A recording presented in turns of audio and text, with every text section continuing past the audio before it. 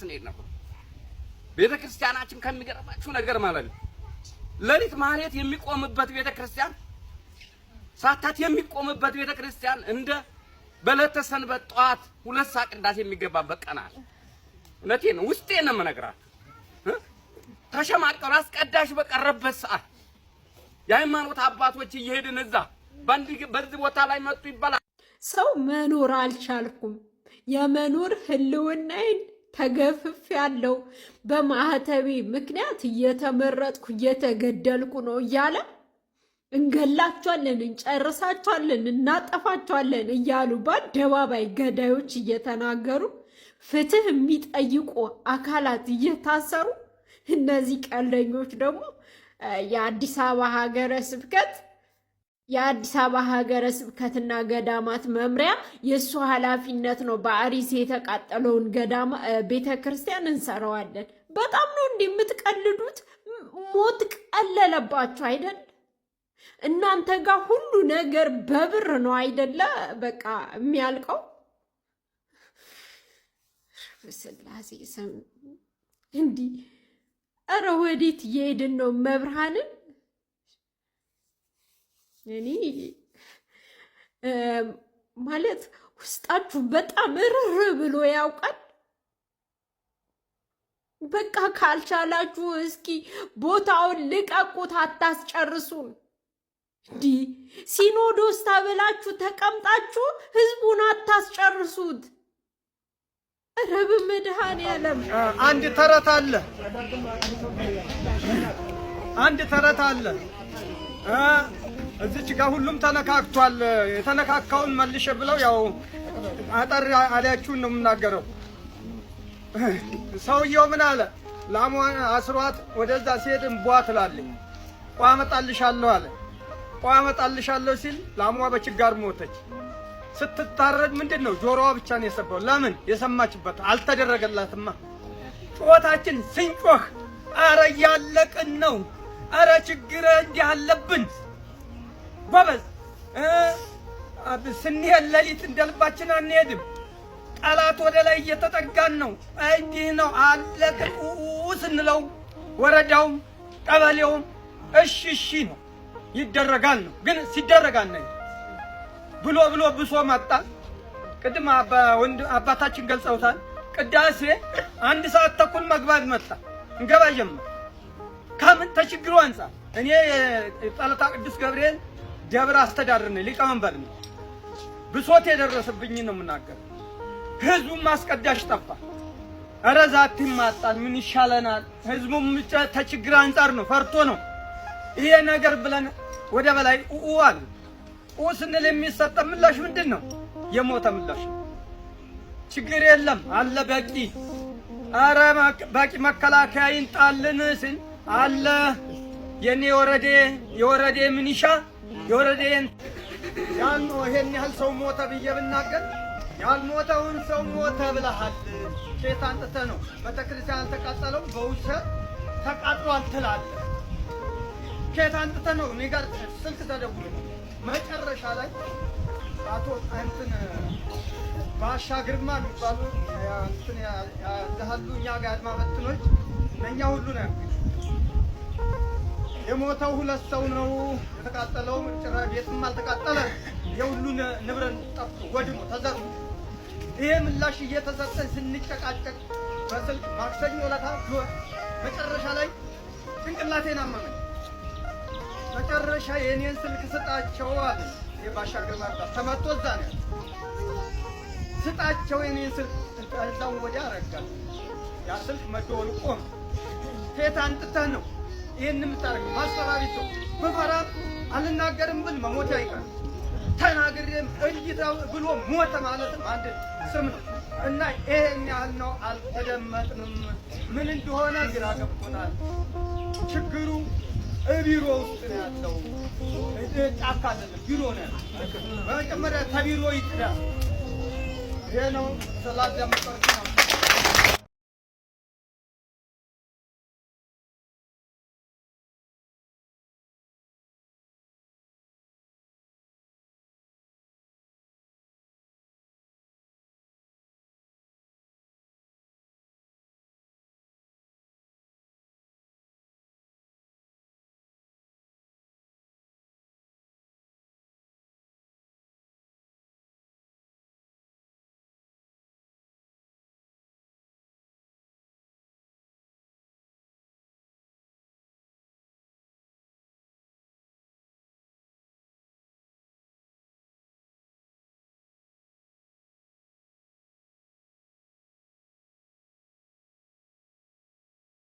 ተቃጥሏል ብዬ እኒህ ለአባታችን ደውዬ ብነግር ያልነው ይሄን ያህል ሰው ሞተ ብዬ ብናገር ያልሞተውን ሰው ሞተ ብለሃል።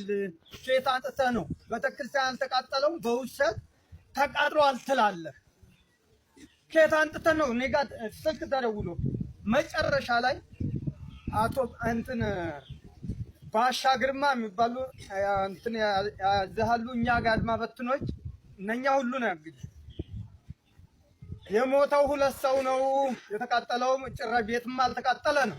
ይሄ ሁሉ ንብረት ጠፍቶ ወድሞ ተዘርፎ ይሄ ምላሽ እየተሰጠን ስንጨቃጨቅ በስልክ ማክሰኞ ዕለት መጨረሻ ላይ ጭንቅላቴን አመመኝ። መጨረሻ የኔን ስልክ ስጣቸው አሉኝ። ይሄ ባሻ ግርማ የሚባል ተመቶ እዛ ነው ያለ። ስጣቸው የኔን ስልክ እዛም ወዲያ አረጋልኝ። ያ ስልክ መደወልቆ ነው። ሄታ አንጥተህ ነው ይሄን የምታደርገው። ማስፈራሪቸው በፈራም አልናገርም ብል መሞት አይቀርም። ተናግሬም እንዲህ ብሎ ሞተ ማለትም አንድ ስም ነው እና ይሄን ያህል ነው። አልተደመጥንም። ምን እንደሆነ ግራ ገብቶናል። ችግሩ ቢሮ ውስጥ ነው ያለው። እንደ ጫካ አይደለም፣ ቢሮ ነው ያለው።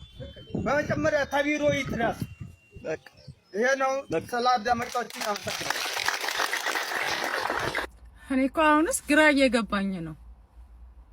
ገዳዮች እያሉ ቤተክርስቲያንን ያቃጠሉ እያሉ በየቀኑ ኦርቶዶክስን እያሳደዱ ከቀያቸው ከቤታቸው ከንብረታቸው የሚያፈናቅሉ የሚገድሉ እያሉ ሰላማዊ ሰው ለምን ድምጽ ሆነ ብላችሁ የምታስሩ ሰዎች ግን ጤነኛ ናችሁ? እዚህ ጋር ያሉት አባቶች ካህናትን ወንድሞቻችንን ዲያቆኖችን እንደዚህ እያሳደዳችሁ የምታስሯቸው ማለት ነው። ለምን ድምጽ ሆናችሁ? እነዚህ ሰዎች እኮ የሽብር መልእክት አላስተላለፉም፣ ድምጽ ነው የሆኑት። አሏል ሰንት በየቀኑ 24/7 ቁጭ ብለው ግደለው አትግደለው የሽብርን መልእክት የሚያስተላልፉ ሃይማኖት ከሃይማኖት የሚያጋጩ ለምን እነሱን አድናችሁ አትይዟቸውም? አሉ አይደል እንዴ እዚህ ግደለው ቁረጠው እያሉ ቁጭ ብለው ኢትዮጵያ ላይ የሚሰብኩ እነዚህ ወንድሞቻችንን ማለት ነው። ፍቱልን። አበዛችሁት፣ በእውነት አበዛችሁት። አሁን አበዛችሁት ነው። አጀንዳ ለማስቀየር ነው። እኛ አጀንዳችን አንድና አንድ አርሲና አርሲ ብቻ። አርሲ ላይ የሚደረገውን ካላቆማችሁ ድምጻችንን አናቆም። ይሄም ቀን እኮ ያልፋል፣ እናንተም ትሞታላችሁ። ቀን አለው፣ ለሁሉም ጊዜ አለው። ወንድሞቻችንን ፍቱልን፣ አባቶቻችንን መምህሮቻችንን ፍቱልን። ፍትህ ለአርሲ። ጠቅላይ ቤተ ክህነት ላይ ቤተክርስቲያን ድምጽ እንዳይኖራት ከገዳዮቹ ጋር ሽርክና እየፈጠረ ያለውን ተቋም አካል ለመለየት ብንጠቀምበት ጥሩ ነው። ባለፈው በህገወጥ ሲኖዶስ በህገወጥ ጵጵስና ጥቁር ለብሰን ተገልጠን የለ ሁላችንም ሰው ምን ከዚህ በለጠ ምን እንደሚጠበቀው ይህን ነገር እየቀበረ ያለው ማን ነው? አንዳንድ ብፁዓን አባቶች ሹልክ እያሉ የሐዘን መግለጫ ያወጣሉ። ሌሎቹስ ሁለተኛስ ተቋማዊ ሆኖ እንዳይወጣ ይህንን ጉዳይ መሪ ሆኖ እየቀበረ ያለው ማን ነው? ለዚህ በጣም በጣም በጣም በጣም ምላሽ መገኝ መሆን አለበት። በጣም ምላሽ ማለት ነው። እየቀበረ ያሉ ሰዎች ምንድን ያስፈራቸው? ስልጣን ነው? መንግስት እንዳይቆጣቸው ነው? እኔ ማስበው እሱ ነው። ብፁዕ አቡነ ኤልሳ የሀገረ ስብከቱ ሊቀ ጳጳስ ወዲያውኑ የሟቾችን ቁጥር ነግረውናል። ሌሎቹም ብፁዓን ሊቃነ ጳጳሳት እንደዚሁ የተወሰኑቱ መግለጫ ወጥተዋል። ሌሎቹ ለምንድን ነው ዝም ያሉት? ሌሎቹን አያሳስቡኝም። እኔ በጋራ መግለጫ እንዳይወጣ ጠቅላይ ቤተ ክህነትና ጠቅላይ ስራ አስኪያጅና ቅዱስ ሲኖዶስ አባላት ቋሚ ሲኖዶስ ምንድነው በዋናነት ስራው?